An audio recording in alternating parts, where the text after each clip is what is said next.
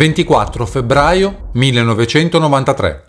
Viene ritrovata in una stradina di campagna, poco fuori Sacrofano, l'Audi di Sergio Castellari, per 12 anni direttore generale alle partecipazioni statali, scomparso da 2 giorni. Sul sedile viene rinvenuto un biglietto: non voglio che nessuno, salvo i miei familiari, sia presente al funerale. Da qualche mese, in piena Tangentopoli, era finito sotto il tiro della magistratura. È accusato di essersi portato via dal suo ufficio un pacco di documenti riservati del ministero, che gli erano stati poi trovati a casa, ma non rischiava l'arresto.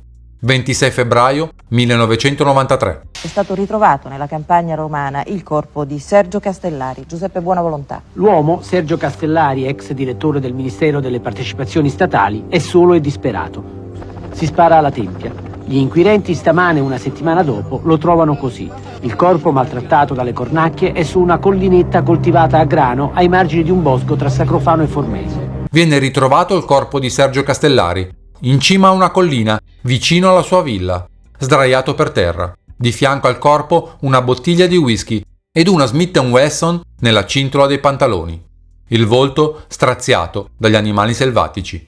Secondo alcuni, stava per essere travolto dal caso delle tangenti Enimont. Ma già il giorno dopo nascono sospetti sul suicidio. Com'è possibile che avesse la pistola nella cintola con il grilletto tirato se si era già sparato? Come poteva non aver visto il corpo, l'elicottero che aveva sorvolato la zona 2 giorni prima? Come poteva stare in piedi quella bottiglia di whisky visto il maltempo con forti venti e piogge di quei giorni? Come potevano essere pulite le scarpe visto il terreno molle intorno al corpo?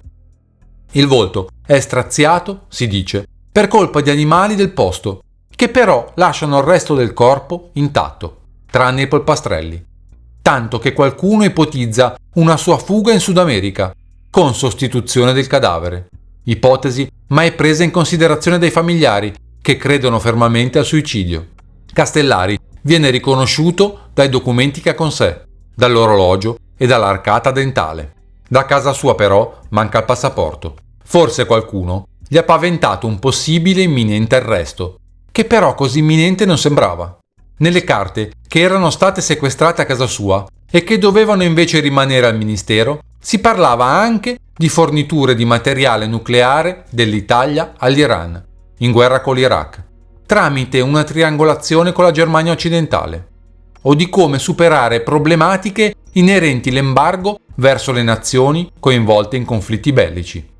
Nel suo ultimo giorno di vita Castellari aveva incontrato Andreotti, che dice: «Mai avrei pensato che volesse suicidarsi». E quasi a voler accreditare l'omicidio, Andreotti se ne esce con una frase sibillina legata al volto straziato da animali del Castellari. Pensavo che ciò accadesse nelle foreste lontane, non a pochi passi da Roma. –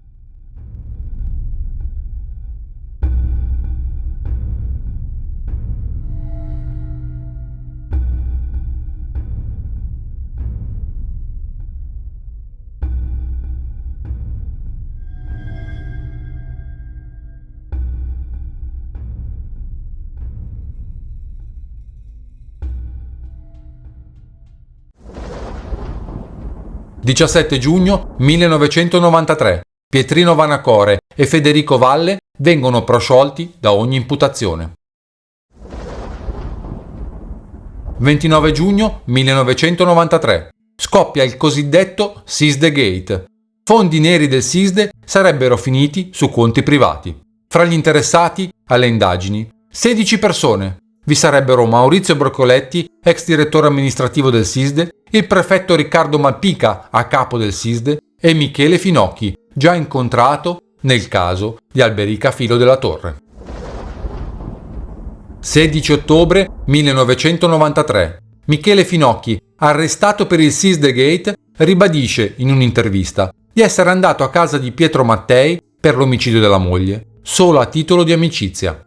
La dichiarazione è spinta forse da voci circolanti da tempo e incontrollate, secondo le quali la contessa aveva alcuni conti in Svizzera che si sospetta legati a Mattei e tramite quest'ultimo a Finocchi. La presenza dello 007, certamente dovuta al rapporto di amicizia con Mattei, era forse dovuta, sospetta qualcuno, anche al tentativo di capire chi avesse ucciso la contessa e se vi potesse essere una motivazione legata a operazioni riconducibili al Sisdegate. 29 ottobre 1993. Broccoletti rilascia solenni dichiarazioni ai magistrati che rivelano un quadro che va ben al di là del semplice peculato e all'associazione a delinquere, facendo vacillare le istituzioni repubblicane dalle fondamenta. Broccoletti consegna un elenco di nomi di politici, giornalisti, prefetti e carabinieri, a libro paga dei fondi neri riservati al SISDE. L'ex cassiere del servizio tra l'89 e l'82, Antonio Galati, rivela invece ai magistrati che dal 1982 fino al 1992 ogni ministro dell'interno che si era succeduto aveva ricevuto 100 milioni di lire al mese attraverso i fondi neri del SISDE. Fondi non sempre per fini istituzionali. Nell'elenco delle personalità che avevano ricoperto quella carica figurava anche il presidente Oscar Luigi Scalfaro. 3 novembre del 1993. Poche settimane di feroci polemiche e il capo dello Stato, dopo aver meditato seriamente le dimissioni, contrattacca con un messaggio a reti unificate e in una diretta TV che fece epoca. A questo gioco al massacro io non ci sto. Nel suo discorso, quindi, Scalfaro mischia le bombe mafiose di quel periodo allo scandalo Sisdegate. Prima si è tentato con le bombe, ora con il più vergognoso e ignobile degli scandali. E sono di questo periodo le lettere minatorie della cosiddetta Falange Armata che minacciano il capo dello Stato. Un'organizzazione terroristica eversiva, quella della Falange Armata, che pare avere più di un contatto con 'ndrangheta, mafia e Gladio. 20 marzo 1994. Buonasera, oggi è un giorno tragico, un giorno di lutto per l'informazione italiana, per la RAI e soprattutto per noi giornalisti e tutti quelli che collaborano al TG3. La nostra collega, la nostra amica Ilaria Alpi è stata uccisa poche ore fa a Mogadiscio, stava lavorando per noi, stava lavorando per la RAI. Insieme a lei è stato ucciso il suo operatore Miran Hrovatin. Miran aveva 45 anni, una moglie Patrizia, un figlio di 7 anni, Ian, e così. È stato un agguato, ci hanno sparato, li hanno proprio mitragliati, hanno ferito 2 della scorta e l'autista non è stato ferito e loro hanno preso 3-4 colpi. A Mogadiscio viene uccisa la giornalista Ilaria Alpi, insieme all'operatore RAI Hrovatin. Giunta per la prima volta in Somalia nel dicembre 1992 per seguire, come inviata del TG3, la missione di pace Restore Hope, coordinata e promossa dalle Nazioni Unite per porre fine alla guerra civile scoppiata nel 91 dopo la caduta di Siad Barre. Alla missione prese parte anche l'Italia, superando in tal modo le riserve dell'inviato speciale per la Somalia, Robert Oakley, legate agli ambigui rapporti che il governo italiano aveva intrattenuto con Barre nel corso degli anni '80.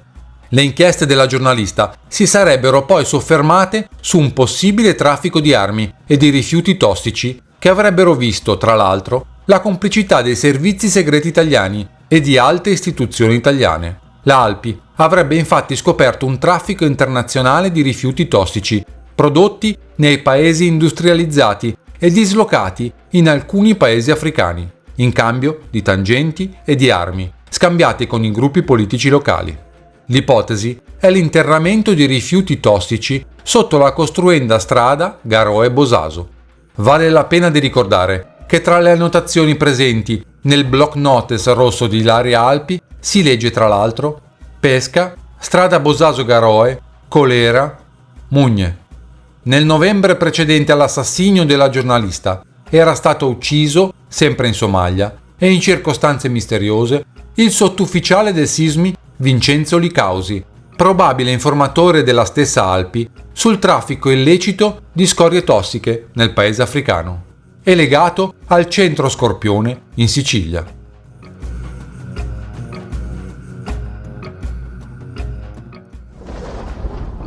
14 dicembre 1994.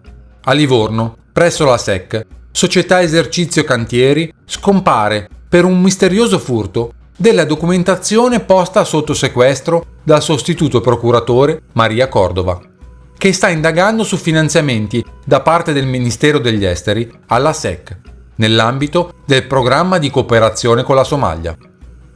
La SEC avrebbe costruito 3 pescherecci donati dall'Italia alla Somalia. Il governo somalo li aveva poi passati a una società italiana legata alla SEC, il cui presidente è il somalo Said Omar Mugné. Tale traffico era stato oggetto dell'ultima intervista di Ilaria Alpi. Era andata a Bosaso ad intervistare Abdullah Musa, sultano del clan dei Migiurtini, e quest'ultimo aveva confermato che i pescherecci erano di proprietà della società Shifco di Mugné.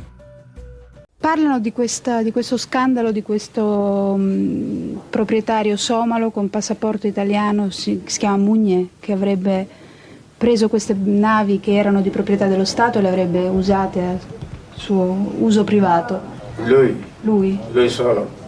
Lui con altre persone. Io le chiedo di spiegarmi che cosa è successo. Beh, durante il collasso lui era a capo di questa flotta, una internazionale che si chiama Shifco. Ed era una proprietà praticamente del Seattle. E lui gli faceva l'amministratore. E quando è venuto il collasso si è preso le navi, ha fatto scendere tutti gli equipaggi somali in Tanzania, Dar es Salaam, e se l'è squaliato con le navi in Italia. Sai il nome della società?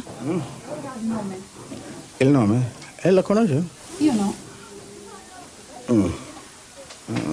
Comunque la trovi. Se mi dà una mano lo trovo.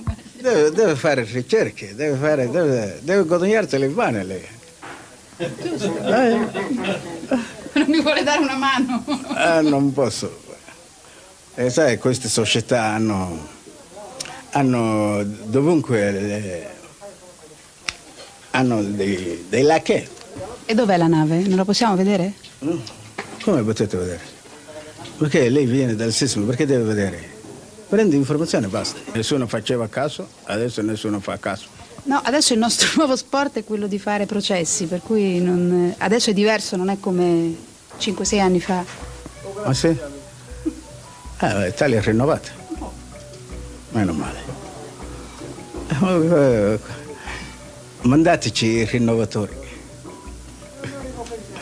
Così almeno ci crediamo.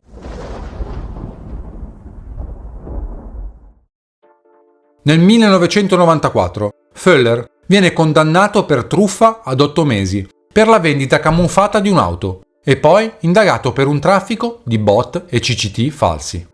Malgrado ciò, gli investigatori impegnati nell'inchiesta sull'omicidio di Simonetta Cesaroni e i pubblici ministeri Pietro Catalani e Settembrino Nebbioso continuano a giurare sull'attendibilità dell'austriaco.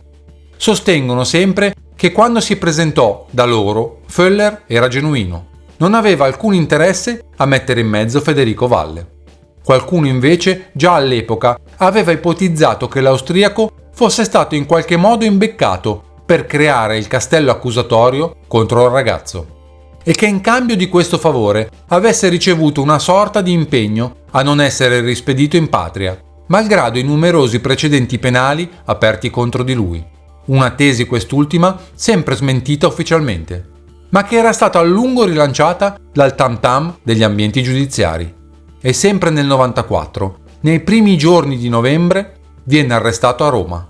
A casa sua vengono rinvenuti degli inquietanti documenti relativi agli interrogatori sul delitto dell'olgiata, documenti ritenuti dagli inquirenti di allora riservati.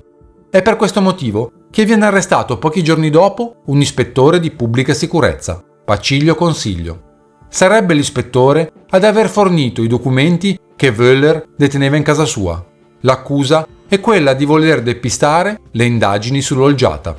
Wöller risponde in questo modo: non mi stava prestando a depistare le indagini sul delitto dell'olgiata. Quelle carte erano destinate ad un cronista romano, con il quale ero in contatto da tempo. di quel giornalista Föller fornisce il nome ai magistrati. Nome che era già apparso tra le carte del caso di Via Poma. Inizialmente Paciglio nega. Dice che forse i documenti gli sono stati sottratti. Poi la verità emerge. La documentazione in possesso di Paciglio gli era pervenuta da una sua collega, ex agente del SISDE, tale Gabriella Gagliardini. La 007 aveva indagato sul delitto dell'olgiata, fin dai giorni immediatamente successivi al delitto della contessa Filo della Torre. Ma non è chiaro per conto di chi la Gagliardini abbia investigato. L'indagine porta a scoprire una cassetta di sicurezza alla BNL di Roma in via Bissolati. Per quello che ricostruiscono gli inquirenti, Föller conobbe Paciglio Consiglio durante un periodo di libertà vigilata. Rimane la domanda: perché proprio il vice ispettore Paciglio Consiglio lo presentò al PM catalano come persona informata sul delitto di Via Poma?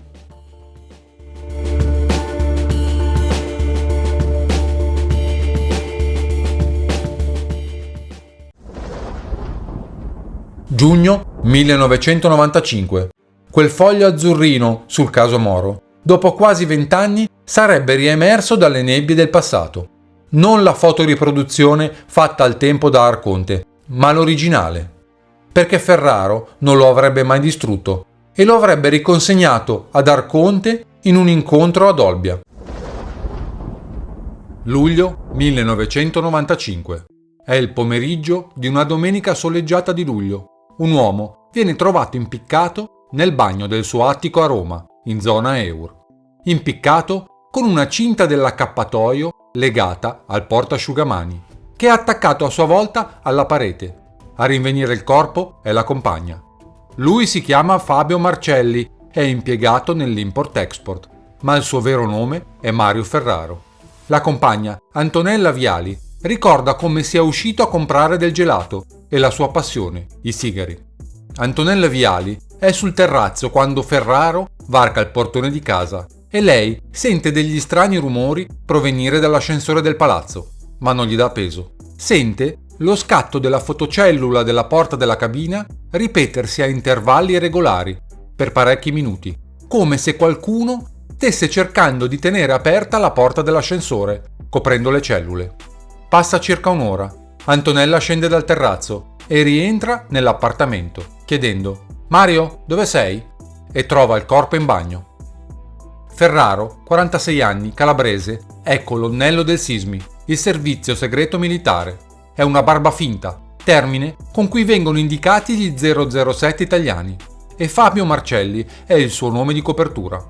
È un agente operativo esperto in informatica ed in affari internazionali, e in particolare in traffici di armi ed esplosivi. La promozione a tenente colonnello è giunta a giugno del 95, appena un mese prima della sua tragica scomparsa. Apparentemente sembra un caso di suicidio, ma il procuratore Michele Coiro si insospettisce quando scopre, solo dalla rassegna stampa, che il morto è un agente dei servizi. Nel primo rapporto inviato al Palazzo di Giustizia, il funzionario del commissariato, che si è occupato del caso, ha omesso di segnalare chi fosse in realtà Ferraro. Una dimenticanza grave che mette subito in allarme il PM. 20 agosto 1995. Durante i colloqui con i magistrati, il colonnello dei carabinieri in forza al SISMI, Conforti, avrebbe parlato del caso Moro e del falso volantino delle BR relativo al lago della Duchessa. Sarebbe stato argomento di conversazione fra Conforti e Ferraro, che avrebbe ritrovato gli appunti di quell'incontro pochi giorni prima della morte. Conforti avrebbe rivelato ai magistrati che Ferraro si occupò in passato del famoso depistaggio del lago della Duchessa, il falso volantino BR, attribuito al falsario Tony Chicchiarelli. Il collegamento viene presto smentito dall'avvocato della DC, De Gori, che aveva seguito i processi Moro per il partito. 9 novembre 1995.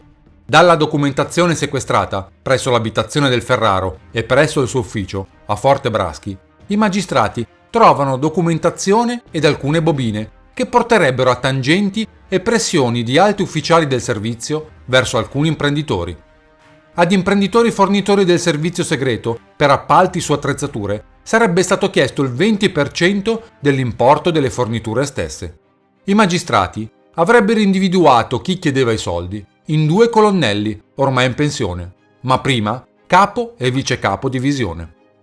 Una parte dei nastri contiene dialoghi ricavati da una microspia posta nel telefono di entrambi gli indagati. Ed un secondo gruppo di intercettazioni ambientali furono ottenute da Ferraro, che mettendosi addosso un microfono direzionale si era spacciato per un aspirante complice durante un incontro in un bar. Vincenzo Delce e Tindaro Italiano, gli ufficiali finiti sotto accusa, a metà anni 80 dirigevano la 5ª divisione del SISMI, che si occupava di intercettazioni, microspie e altre apparecchiature elettroniche per lo spionaggio. 3 dicembre 1995. La procura di Torre Annunziata sta portando avanti un'inchiesta, l'inchiesta Check to Check, su un traffico d'armi internazionale e spunta il nome di un ex agente italo-americano, Roger Donofrio, 74 anni, uno degli uomini più potenti della CIA che viene arrestato a Benevento. I PM di Torre Annunziata sono arrivati a lui dopo le rivelazioni di altri 2 arrestati, Enrico Urso e Francesco Elmo. Dalla deposizione di Elmo viene fuori un particolare. L'uomo dichiara di aver ricevuto in passato, da parte di un colonnello del SISMI, da lui conosciuto col nome di Bobby, l'incarico di controllare Donofrio. Elmo sarebbe stato quindi un infiltrato e avrebbe scoperto in seguito che Bobby si chiamava in realtà Mario Ferraro. I verbali dell'interrogatorio di Elmo vengono inviati ai magistrati che nella capitale stanno seguendo il caso Ferraro.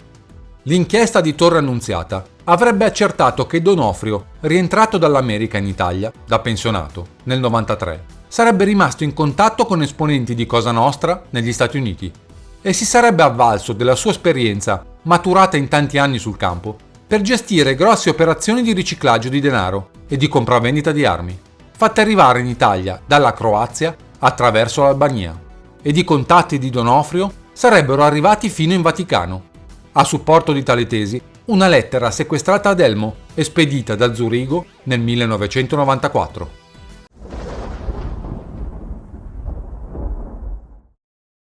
Abdullah Musa, l'ultimo uomo intervistato da Ilaria Alpi sui pescherecci della società Shifco di Omar Mugne, rilascia un'intervista. Dice che la Alpi è stata uccisa per un traffico di armi portate dagli italiani e che vede nel gruppo legato a Mugne i possibili mandanti dell'omicidio. 22 dicembre 1995. Si decide sul caso Ferraro. Omicidio o suicidio? I trascorsi del defunto 007, che da un decennio seguiva scottanti operazioni di intelligence in giro per il mondo, soprattutto sul fronte medio orientale, e oltretutto aveva un carattere ribelle e uno spiccato senso di giustizia, si prestavano a fornire un possibile movente per un omicidio. Per la giustizia italiana si tratta di suicidio per depressione, nonostante si sia verificato che il poggio asciugamani avrebbe potuto reggere non più di 50 kg, altrimenti si sarebbe staccato dalla parete, e Mario Ferraro ne pesava 86. Nonostante il poggio asciugamani fosse posto a 1,20 m da terra e lui fosse alto più di 1,80 m. Nonostante una lettera di 6 pagine trovata in casa nel quale Ferraro parla di un conflitto durissimo interno al SISMI. Parla di una missione del 1986, poi rifiutata, in cui i superiori lo avrebbero mandato perché tornasse con i piedi avanti. Parla quindi di un clima mafioso all'interno del SISMI. 11 febbraio 1996. Antonietta Viali denuncia che qualcuno si sarebbe introdotto in casa sua per cercare qualcosa, frugando in casa mentre lei era a fare la spesa. 28 febbraio 1996. Viene presentata in Senato un'interrogazione del senatore leghista Boso. Premesso che il cosiddetto super testimone austriaco Roland Wöller, grande accusatore di Federico Valle nell'inchiesta sul giallo di Via Poma, aveva in uso un telefono cellulare intestato al Ministero dell'Interno, che sempre il suddetto Wöller aveva in uso una cassetta di sicurezza presso il caveau della BNL di Via Bissolati, ottenuta grazie a una lettera di raccomandazione su carta intestata della Questura di Roma, firmata dal commissario Antonio Del Greco, all'epoca dei fatti dirigente della quinta sezione della squadra mobile romana, impegnata nelle indagini sull'omicidio di Simonetta Cesaroni. Che il cittadino austriaco custodiva fra le carte nella sua cassetta di sicurezza una fascetta del tipo utilizzato per avvolgere le banconote con un numero di serie non emesso dalla Banca d'Italia e quindi proveniente probabilmente da fondi riservati gestiti dal Ministero dell'Interno. Che sempre Roland Föller era in stretto contatto, anche per sua esplicita ammissione, con esponenti e agenti segreti sia del SISDE che del SISMI, per non meglio precisati fini istituzionali. Che il cosiddetto super testimone di Via Poma frequentava il palazzo dove è stato rinvenuto il cadavere di Simonetta Cesaroni in epoca precedente al delitto, poiché lì aveva sede l'ufficio del suo agente assicurativo, che alcuni funzionari di polizia all'epoca dei fatti in servizio presso la quinta sezione della squadra mobile fecero promesse al suddetto sia in denaro che di altro tipo, in cambio delle sue rivelazioni sul giovane Valle. Che per diretta ammissione del dottor Antonio Del Greco, nei giorni successivi al delitto di Via Poma, si faceva vivo nel suo ufficio il dottor Sergio Costa, genero del defunto ex capo della polizia, prefetto Vincenzo Parisi. Che il suddetto Costa era prima in servizio al SISDE e poi trasferito alla sede operativa della Questura di Roma e infine ritornato in forza al SISDE, e che sempre su ammissione del dottor Costa cercava con insistenza di indirizzare la pista investigativa facente capo all'ex portiere dello stabile, Pietrino Vanacore. Che l'ingegner Stefano Carucci, al quale era stata chiesta la perizia sul computer al quale doveva lavorare la povera Cesaroni, fa parte della società Insirio SPA, in cui figurano, fra gli altri, personaggi direttamente collegabili al SISDE e alla società immobiliare Gradoli SPA, la quale ha gestito gran parte degli appartamenti del palazzo di via Gradoli 96, dove il 18 aprile 78, durante il sequestro dell'onorevole Moro, venne scoperto un covo delle Brigate Rosse. Che nel covo delle Brigate Rosse, come ha scoperto il giornalista Giampaolo Pellizzaro, venne scoperto e sequestrato dalla Digos di Roma, fra migliaia di documenti, un biglietto con un numero telefonico intestato alla società immobiliare Savella SPA, in cui figuravano e figurano i signori Giovanni e Andrea Colmo, presenti tra l'altro anche nella società di copertura del SISDE Palestrina 3 SRL e Proimo SRL, sequestrate nel gennaio 94 dalla Procura della Repubblica di Roma nell'ambito dell'inchiesta SISDE Gate sui fondi neri del Servizio Segreto Civile. Che a amministrare il palazzo di via Gradoli 96, dove fu scoperto il covo delle Brigate Rosse, era ed è il signor Domenico Catracchia, amministratore di varie società immobiliari, tra cui l'immobiliare Gradoli SPA, dove figura tra gli altri il signor Gianfranco Bonori, già in affari con Maurizio Broccoletti nella società Gattel SRL, anch'essa sequestrata durante l'inchiesta sul SISDE. Che nel corso di un'indagine è emerso che nello stesso palazzo, al Civico 96, vi erano degli appartamenti, 5, intestati al capo della polizia Parisi e alla sua famiglia, tutti amministrati in via fiduciaria sempre dal signor Catracchia. Che durante l'istruttoria sul delitto di Simonetta Cesaroni, l'unico personaggio che aveva evitato l'interrogatorio da parte del magistrato sarebbe il signor Manilo Indaco Giammona, proprietario all'epoca dell'appartamento dove fu trovata la vittima e residente in via Piccolomini 28, in un palazzo in cui sono presenti anche alcune proprietà immobiliari della Servo Immobiliare SRL, con sede in via del Nuoto 11. Anche questa società di copertura del SISDE, sequestrata durante l'inchiesta sulla gestione dei fondi riservati del SISDE.